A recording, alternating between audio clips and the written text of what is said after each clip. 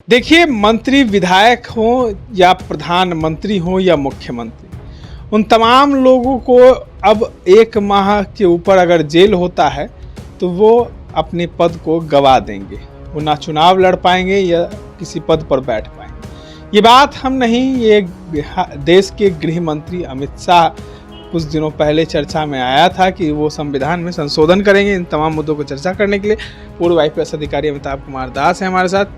कैसे देखते हैं, अगर कोई गलती कर अगर 1 माह उसको जेल में गुजारना पड़ता है या 1 माह की सज़ा होती है तो वो ना ही प्रधानमंत्री रहेगा या ना ही मुख्यमंत्री। ये बिल्कुल एक गलत कानून आ रहा है। सबसे बड़ा मजाक ये है कि एक तड़ीपार गृह मंत्री के द्वारा लाया जा रहा है। जो अमित शाह खुद तड़ीपार है और जब गुजरात का ये गृह मंत्री हुआ करते थे तो खुद महीनों तक जेल में हवा खा चुके हैं एक फर्जी मुठभेड़ के लिए, और सुप्रीम कोर्ट ने इनको तड़ीपार कर दिया था। मतलब गुजरात में इनके प्रवेश पर पाबंदी लगा दी गई थी। तो खुद जिस व्यक्ति का आपराधिक इतिहास है वो ये बिल ला रहा है। देखिए, मैं दर्शकों को इस बिल का असली मकसद बताता हूँ। ये अभी तड़ीपार होम मिनिस्टर है, सत्ता में है। तो इस बिल के आने के बाद ये क्या होगा कि जितनी एजेंसियां हैं वो सब इनके पॉकेट में जो है। जो ईडी है वो भी भाजपा का पालतू कुत्ता बनी हुई है, जो CBI है वो भी भाजपा का पालतू कुत्ता बनी हुई है, जो IT है इनकम टैक्स विभाग वो भी भाजपा की पालतू कुत्ता है। तो ये सारी NIA है जो वो भाजपा की पालतू कुत्ता है। तो ये सारी जो केंद्रीय एजेंसियां हैं ये भाजपा का पालतू कुत्ता बन गई हैं।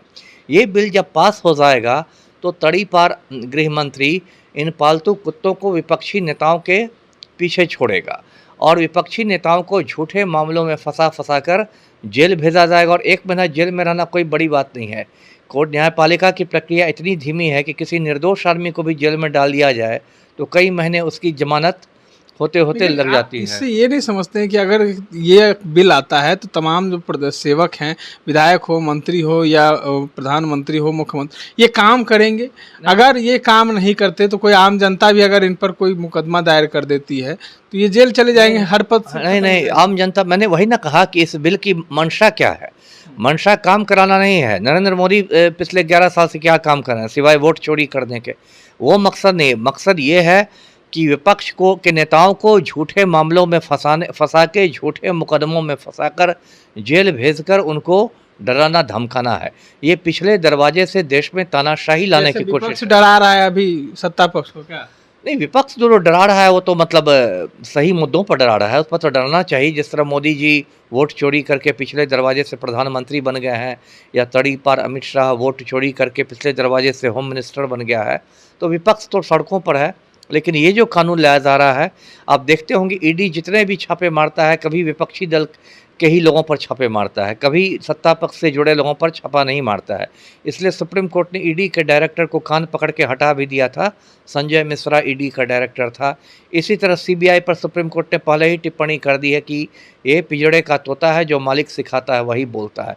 तो जितनी केंद्रीय एजेंसियाँ हैं सब तड़ीपार के पॉकेट में है, और ये बिल यदि पास हो जाता है तो इनका दुरुपयोग शुरू होगा और पालतू कुत्ते छोड़े जाएंगे विपक्षी नेताओं पर, और इनको जेल में बंद करके इनका राजनीतिक करियर खत्म करने की साजिश की जाएगी। जी, एक अंतिम सवाल ले लेते हैं कि क्या लग रहा है, देख रहे हैं बिहार में एक तरफ पूरा महागठबंधन का कुनबा जो है वो वोट अधिकार यात्रा पे निकला हुआ है, लाखों की करोड़ों की भीड़ जो है वो जुट रही है।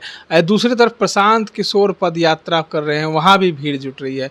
तो किसका पलड़ा भारी लग रहा है? पलड़ा तो देखिए महागठबंधन का ही भारी है। ठीक है, प्रशांत किशोर में भी भीड़ आ रही है। बिहार बदलाव, अभी 2 यात्राएं देखिए बिहार में समांतर चल रही हैं।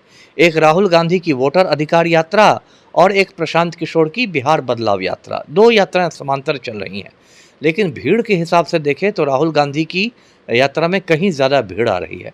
और सबसे बड़ी बात है कि ये बिल्कुल खतरे की घंटी हो गई है, मतलब NDA के लिए, जो बिहार में सत्ताधारी गठबंधन है।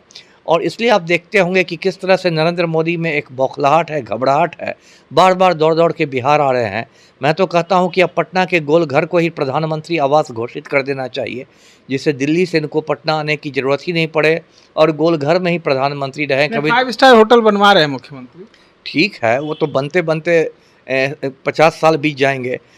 और वो भी जो बिहार में बेईमानी हो रही है, पता चला कि 3 महीने में 5 स्टार होटल भी गिर गया है ना, जैसे कि सारे पुल बह रहे हैं नदियों में। तो ये सब तो हो रहा है। लेकिन इस बार बिहार की जनता बदलाव के मूड में आ गई है। जी, इस बार बिहार की जनता बदलाव के मूड में, देखना होगा कि जनता किसको सरताज बनाती है। इस तरह के तमाम अपडेट्स के लिए बने रहे इनसाइडर लाइव के साथ। धन्यवाद।